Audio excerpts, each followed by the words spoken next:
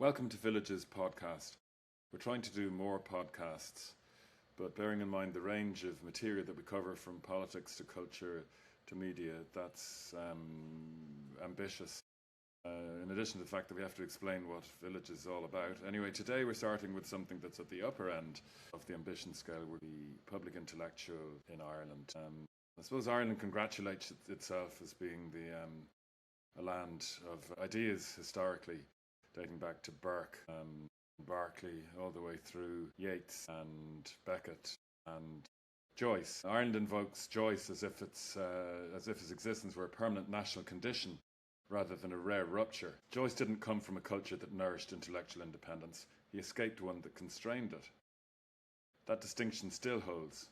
We celebrate him, but we do not reproduce him. Instead, we have Sally Rooney and Colm Tóibín, Graham Norton, Cecilia Ahern, Conor McGregor. There's a lot of variation there, of course, in calibre and otherwise, but nobody matches Burke, Berkeley, Wilde, Yeats, Beckett, Joyce. And we don't seem to know why, or to accept it, or which is maybe even worse, to recognise it. Moving down a division and to politics, we once had figures who at least gestured towards ideas.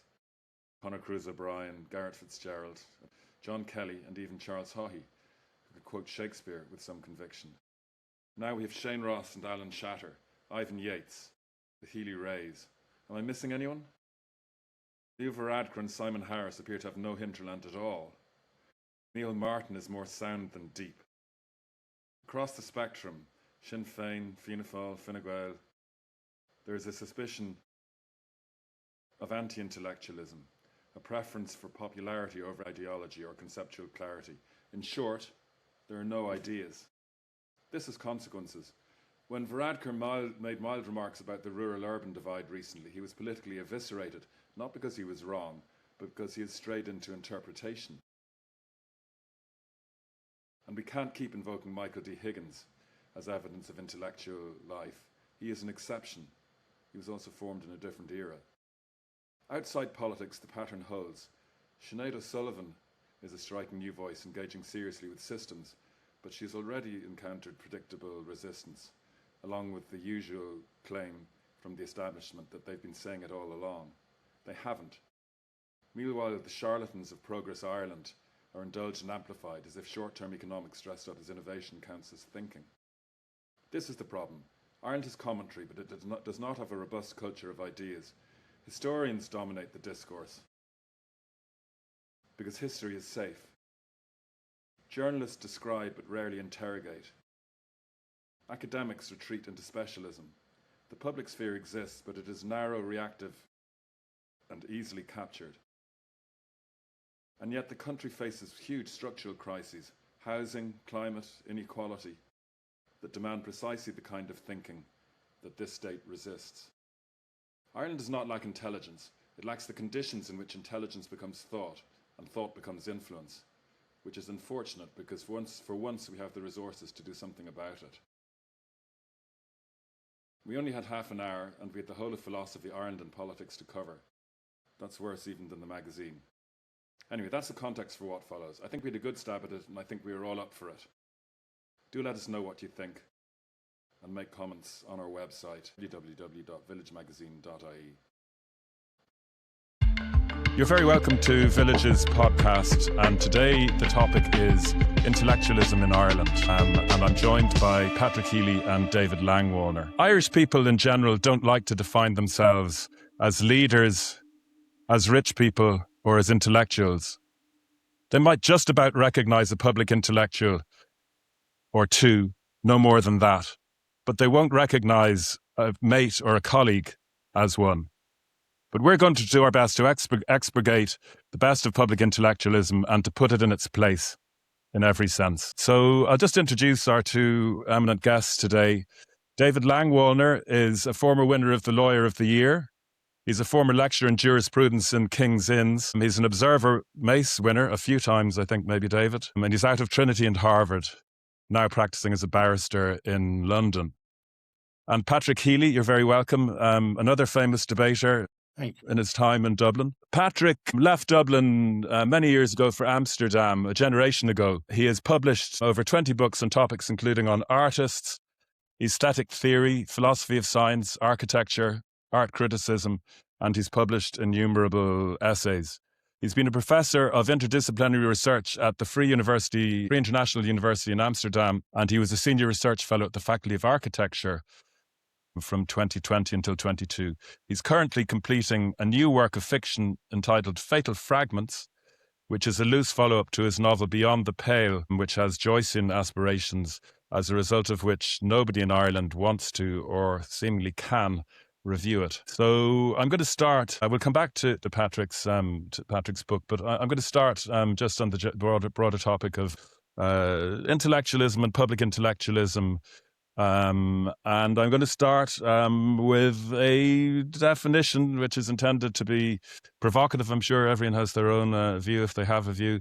But anyway, my view is that public intellectualism, we just park the issue of the public side because it's sort of a threshold issue.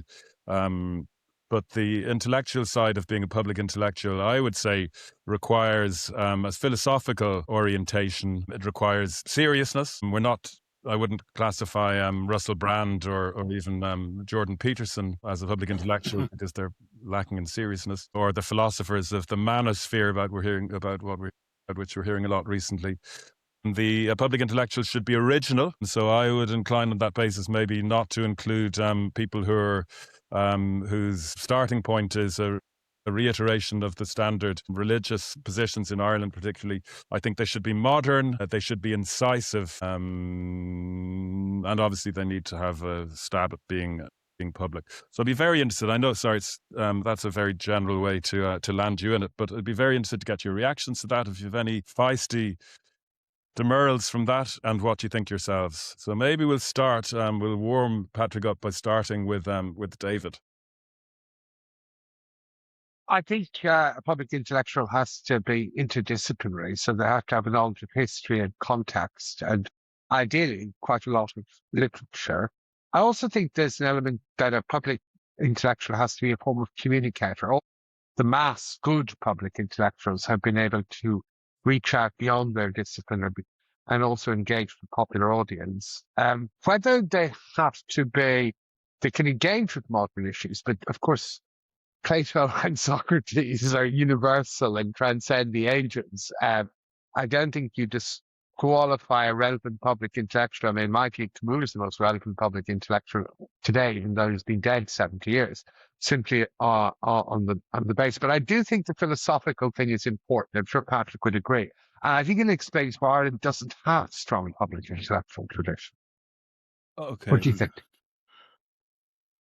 Patrick? Well, I think that the idea of a public sphere was effectively invented by Jürgen Habermas, who died just a few weeks ago.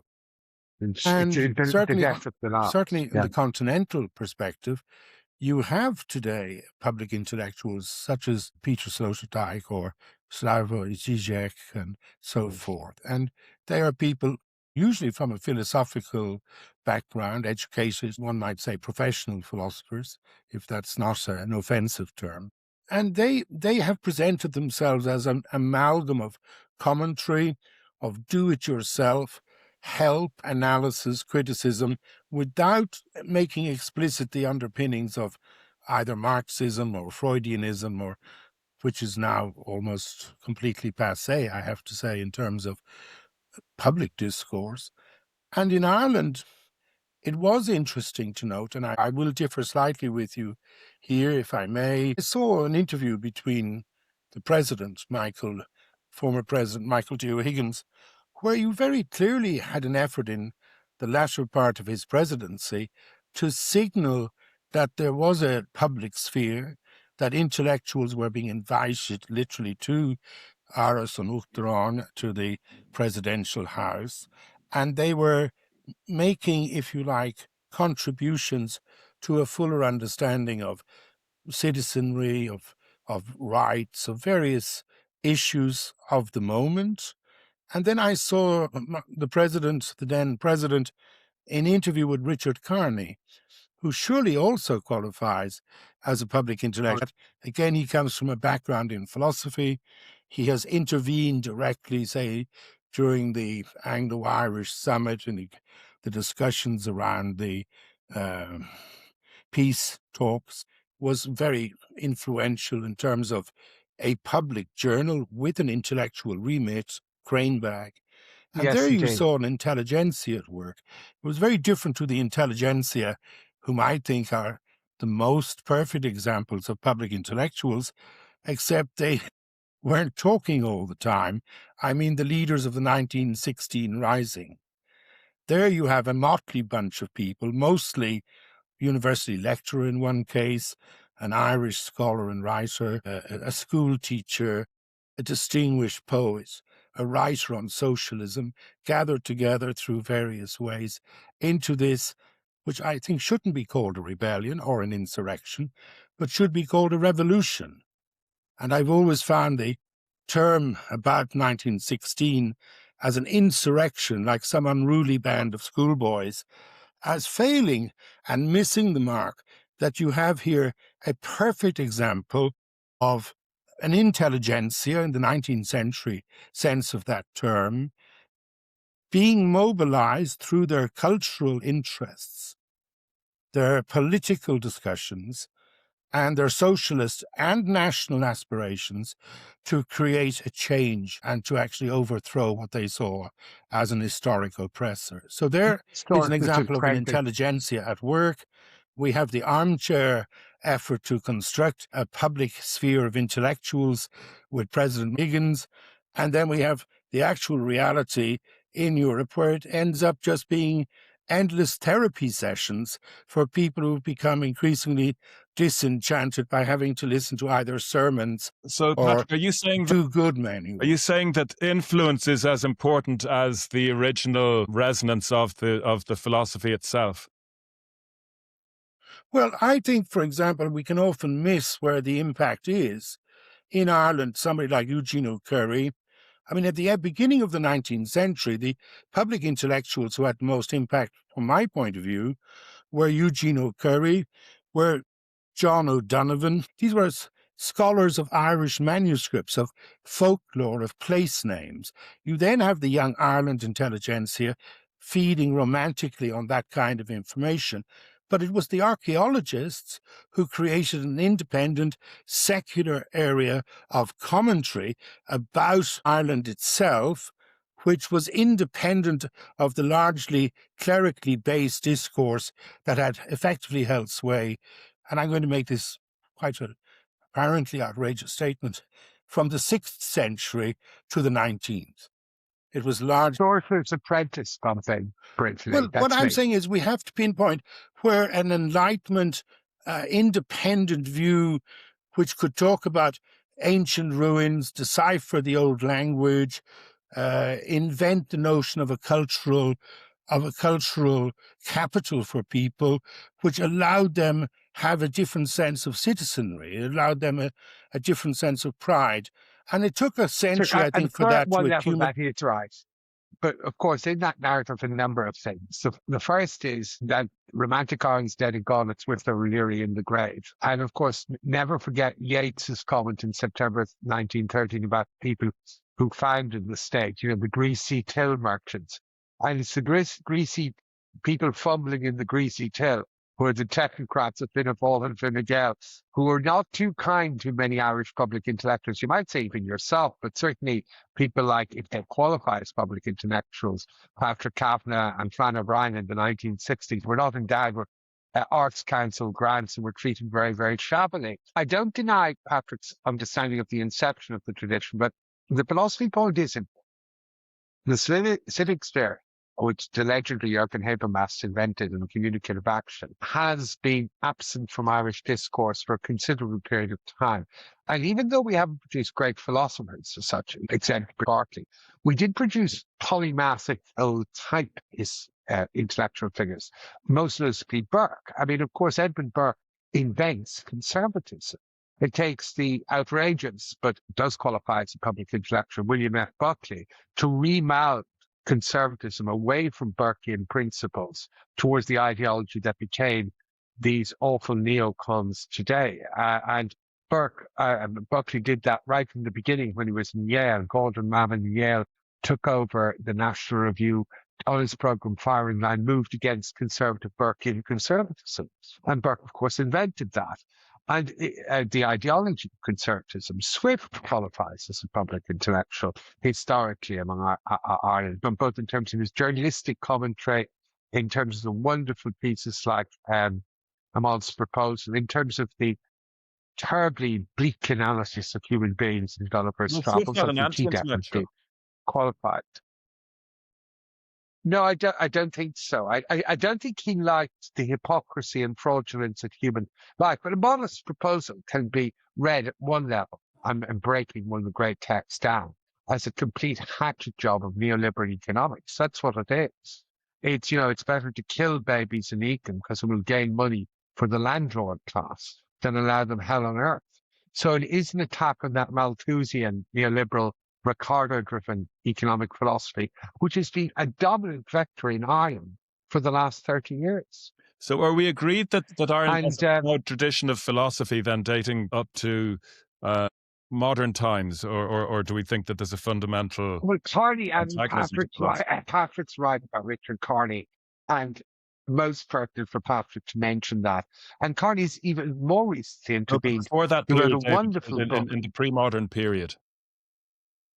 Yeah, I would say that, in the 17th century, you get a definite movement away from, as the old Gaelic order is disintegrating, you get a kind of reprisal within Trinity and other places of literally public discussions by Usher, Ware, and being answered by Catholic intellectuals, whereas there's a specific sectarian version of what intellectual life involves. In other words, you are defending a position. So in that sense, they are not philosophically detached. And one might ask the question whether, therefore, it is philosophically moot to talk about what they're saying as other than just polemics.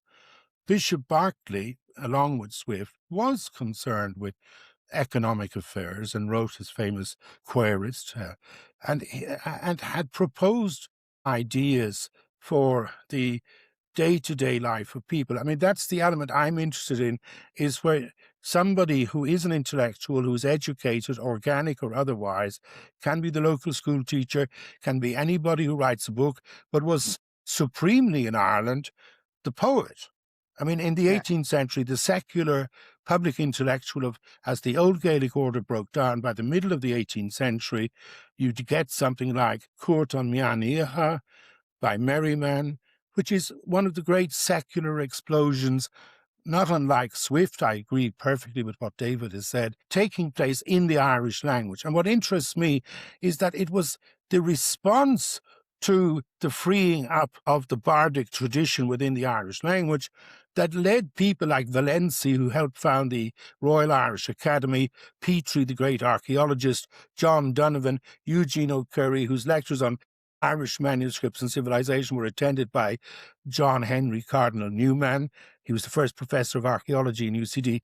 It is these kind of public intellectuals who are very often forgotten, who actually, for me, constitute the real public sphere of non-sectarian discussion within Ireland, and I could mention many other names. Whitley Stokes, Margaret Stokes, and the founders of the Free State. They're destroyed for 50 years. Yeah, but I don't think that because people distort a tradition, that it either destroys the tradition or the tradition is irredeemably lost. I actually think, I think the fact that we're now talking about it, mentioning something like, say, Isaac Ware or Ware's 19th century book on the Irish writers. Well, most of those writers are unknown today. And they were very important philosophers on Scotus philosophy in Rome, St. Isidore's. You cannot even find their editions in the Internet Archive of... The Irish monk was always the carrier of knowledge. Library. That's true. The Irish monk carried knowledge throughout Europe. That is true. No, but it's not their own right. But what I'm saying is, we have a whole history of intellectuals and writers where you cannot even get their texts. It's not a question that they've been ignored. In Habermasian terms, the civic sphere today, And just if we bring it up to date. Well, David, I mean, there are other great I think it would be useful to, if we can just Lawrence Stern, Christian Trandy comes to mind. I think it would be useful to distinguish maybe the 20th and 20th centuries and see whether. Yes, indeed. I mean, I think the decline is with the triumphant ascendancy of the Roman Catholic Church and the greasy Fine Gaelers who took over in the 1920s, states of emergency censorship, the ingrained nature of Catholicism, which has fucked up people sexually in Ireland, fucked up generations, men and women. And that goes on until this sort of quasi-liberationist stuff in the 1970s. That produces some people. Cruz O'Brien is a figure in that. David Thornley, I believe Patrick knew him. I didn't. But he had the prototypical qualities to be a public intellectual. But party aside, since that, David, may I just the reason that happens, I feel, and I completely agree with you, is because the clergy, the Catholics or the Protestant clergy or any other clergy, lost their intellectual position, and it was taken over by historians. Historians in the main had become the arbiters of what was public intellectual speak in Ireland. That was largely to do with to some extent. But that had to do with the specifics of the formation of the Dermot Faherter more seriously than Jürgen Habermas. It's a joke. No, my point is that at a certain point, it's a status class. It's not a kind of like an ordinary class term. An intelligentsia tends to work in the realm of ideas. Increasingly, we realize that ideas matter. That is why you have an explosion in the internet of influencers, of commentators. And it's a very wonderful period when a single person with the ownership of the means of production, to use an old Marxist phrase, can actually create a platform and find, if you like, a constituency of people who are interested, agree, disagree, whatever. So I think that that's very interesting to go to Michael's point, 21st century development. It's less bookish, it's less scholastic, it's not so university-based, it's not tied around the authority of experts and professors. It's a much more open, where people can come forward and speak, and they find their response in that often in the same unfiltered way. We've got the degradation and traduction of language by social media. Patrick, of course, is one of the world's leading experts on with Swift, the greatest journalist of all time, probably under Swift, Karl Kraus. And Kraus was the editor of a major magazine for many, many years, Die Wacker. And at the very end, he closes it down shortly before he dies. And he writes this incredible thing called Third Walpurgis Night. And of course, we are in Walpurgis Night today. This is Walpurgis Night. Yes, it is Walpurgis. Saint Walpurga. Yeah, it's a war against Satanism and evil. Like over lunch, I read it today, reread it very, very quickly. Oh, yeah. I have a nice edition of it. And it's an attack on fascism, doublespeak, journalists, and the degradation of language, and the degradation of the German language in particular. And it's the most extraordinary thing. It opens with this credible line of Hitler, I have nothing to say. And then he attacks Goebbels, he attacks Germano gibberish, he calls it. The traduction of the German language, the rule of propaganda, the enemy within, the use of sound bites and hooks are part of Kraus's attack. And the way that the intellectual class, particularly singling out Martin Heidegger, who became a fascist, that they toadied up to these fascists for the purpose of self-promotion. And I think in Ireland, a lot of the time, without naming names, particularly some very prominent intellects within the legal profession, have sold their soul to the devil in a Heidegger Faustian way as an intellectual technocracy. And why Karl Kraus's text is so important now, it shows everything that's going on today. The soundbites, the production of language, the disinformation, the rule of propaganda, and the internalization of, say, in a Somo-type population, to reference Aldous Huxley. In fact, Kraus has a different word for it. He calls it stupor, isn't that right? A stupor is induced. People are reduced to mindlessness. And I agree with what Patrick is saying, whether the internet or whatever, but we need now to revert to a discussion of ideas. Ideas matter. Ideas are crucial. And in Ireland, there is a sense of a narrow bandwidth of ideas which no longer makes sense. Neoliberalism as ideology, which is what it is, no longer makes sense. We've got creeping state authoritarianism bordering on fascism, and it's there in all of our laws. And we need a sustained intellectual critique of this. And to reference Habermas, I mean, it is the death of everything, a lot of things, really. We need to reclaim the public sphere. And you always have a responsibility. We produce great legal philosophers worldwide. I know Michael's a great fan of Ronald Dworkin. Dworkin is most needed today, as is John Rawls, for example, who's dead, but Amartya Sen still sustains his legacy. And we don't need members of the Catholic intelligentsia in certain institutions talking and crapping all about nature law. Are you saying that you think that the quality of the discourse is healthy intellectually in Ireland? Because that may be the case, but there's no sense of any of these ideas infusing our politics. There's no vision for our society. Right. There's not much seriousness of purpose. What's your feeling about that? I know you're living in Amsterdam, but what's your sense about even the direction that that's gone since you left the country? Well, I think there is a difference between Die Politik and Das Politische. I think the political as parliament and organised political parties is very well serviced in Ireland, except that it has become, if you like, the drama of left and right has become very mixed again.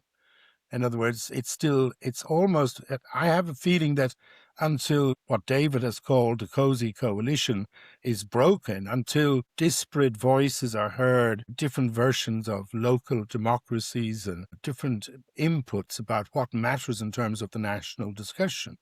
And I don't think the national discussion is only about nationalism, and I don't think it's only about Irish identity, but there is a fact that the political and the historical have taken over Russians. And that's really the point I was trying to indicate earlier, that the expansion into a much more secular kind of interest has not yet fully occurred.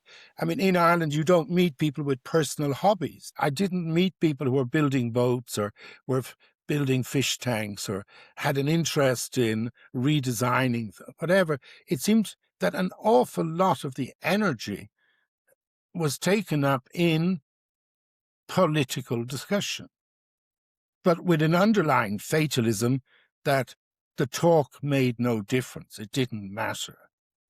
So if you think of the political... the Parnell room all over again, Patrick. Yes, a little bit. All we do is crap all about politics, and yet we have no... No, but what I'm saying is there are political visions, like, for example, there is a public intellectual and Gerry Adams. But there hasn't been a proper public response to what his ideas have been. Is he right about the shape in which the dispute about the border, the settlements made on the island? Can we think of a pluriform democracy with several centres of power? Do we have to have only a certain one state, largely a city polity at this stage, with the main population being in one city? But there are demographic problems.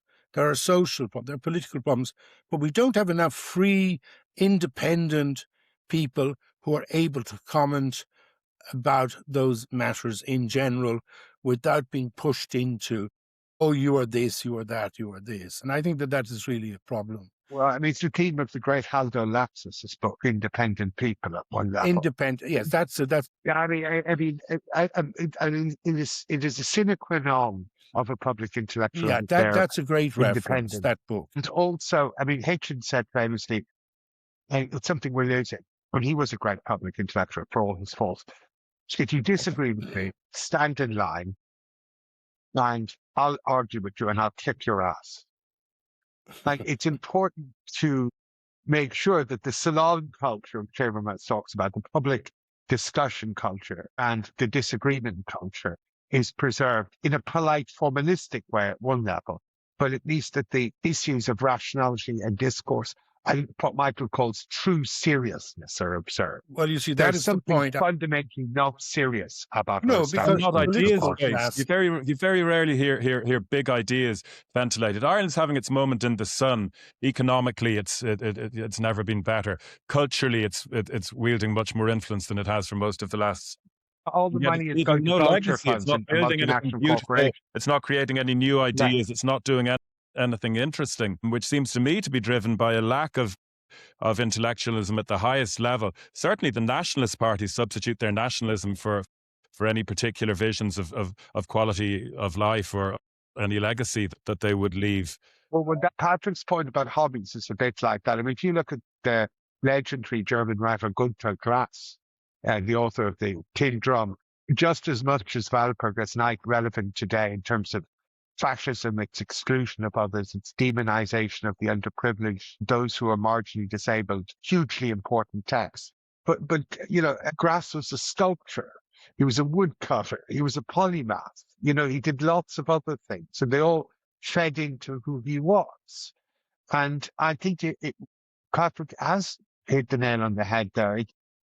Bobbing technocrats and having vaguely informed views about politics, which are partly political, and subscribing to a neoliberal agenda, and Irish people are remarkably uncritical. And there are issues like the environment, sustainable living and decentralization, and also, of course, housing, above all, housing and affordable. Well, I was just going to make a point. May I make a point about that? And it goes to Michael's point. I mean, at the point in which politicians were talking about public issues, the Jesuits and others were talking literally in terms of the emancipation of the poor. Michael Sweetman, for example, dealing with problems of homelessness, social justice themes. Meanwhile, the politicians were talking about Catholic social thinking, Garrett Fitzgerald, Costello and the others, going back to Rerum Novarum of Pope Leo. And you begin to wonder, how was it the case that the politicians were presenting a conservative Catholic theory, whilst the actual Jesuits and many other of the missionary priests were presenting fairly radical liberation theology and advanced thinking? And that's the constant paradox, is that the debate and the ideas end up in what I have called sectarian pockets. We need a more secular, emancipated intelligentsia, which is not deriving authority either from universities or the church or established institutions, but individuals who are doing exactly, to go back to the earlier point, where you have free speech, examples of it. Free speech is the sine qua non. You yourself are an example of this. Michael's work in the village is an example of highly independent, self-motivated, effective communication within the public sphere. Yes, and all the great judges and many of the great public intellectuals have always been in their own space, foragers of their own space. They pursued an independent path I think that, of independent thinking. And that's why they're very close to artists. But that's why they're very close. Take, for example, the friendship between Seamus Heaney and Seamus Dean. Perfect example of a public intellectual and a poet. I think this is a very particular Irish combination. You can show examples of it, in fact, all the way back, at least in my knowledge, to 16, where you have poets actually involved in public policy advice, in speaking for the situation of people. And writers of fiction are public intellectuals. I mean, the French guy, Hunenbeck, you might not like his... Who lived in Ireland for many years. Yeah, but there's no doubt he's a novelist of ideas. Yeah, he's a very... Some of those ideas offend people, but at least he is an intellectual in that sense. Well, no, absolutely. We can't let this discussion go without mentioning James Joyce. What do you think James Joyce would make of our current society in particular? Wow, I suppose he would notice that it was closer to Europe than it had been.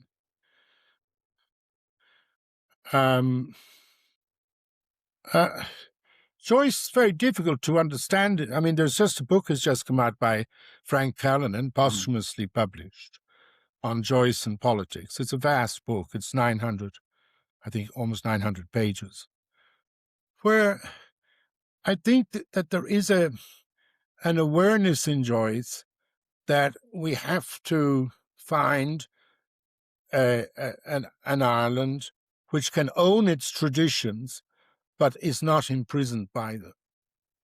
So one can have pride within the achievement of the Irish monks and so on and so forth, of Irish intellectuals in the 16, 17, 18, whatever you want. But we're in a different place. We're Well, are we? Parnell Room's short story in Dubliners would indicate the politicians haven't changed very much. You can transpose much of that to Dáil Éireann today. Yeah, but I think we talk too much about politicians. I mean, yes, exactly. And we're too personality driven. And we're too personality driven. And actually, that's part of the problem, that the historians, when they became the main intellectual class of commentary, were only interested in politics and politics. Exactly. So many of the names I would mention, even in this podcast, there are no full biographies. There's no we're talking about extraordinary deficiencies of national awareness and of understanding our own narrative to the country.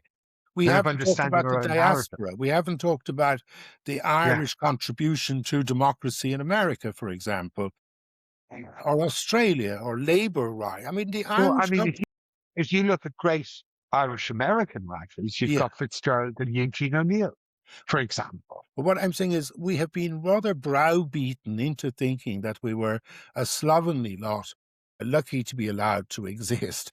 And we incorporated much of that colonial low self-esteem, Selbsthass, to use that awful German term.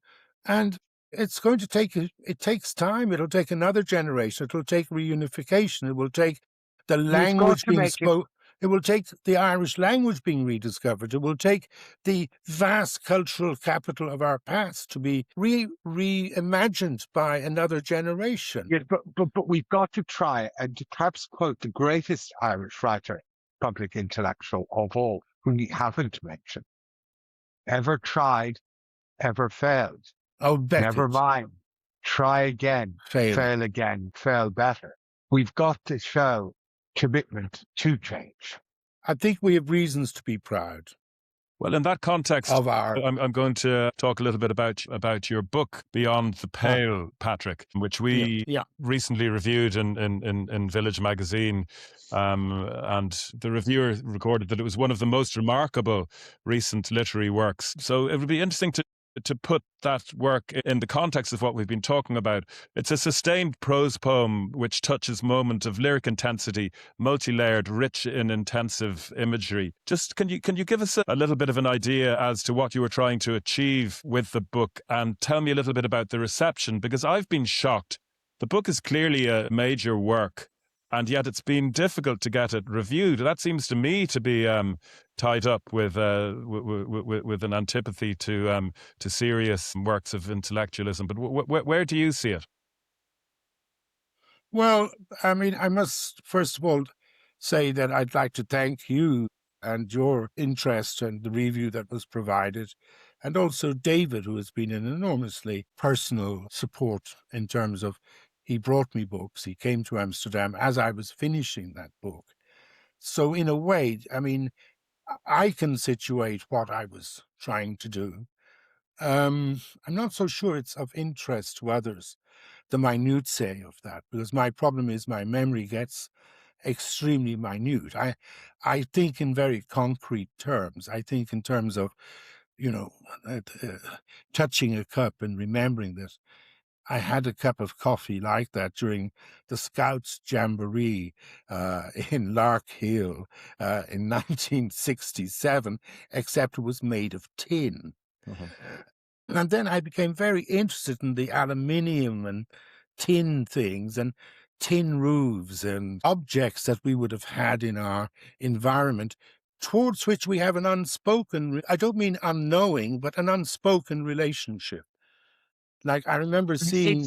Patrick's stuff is in a Joycean sense, because Joyce is full of smells and farts, Dublin or Ulysses. It's full of the aroma of the snuff green, and that may be from Finnegan's Wake. No, that's from Ulysses. Yeah.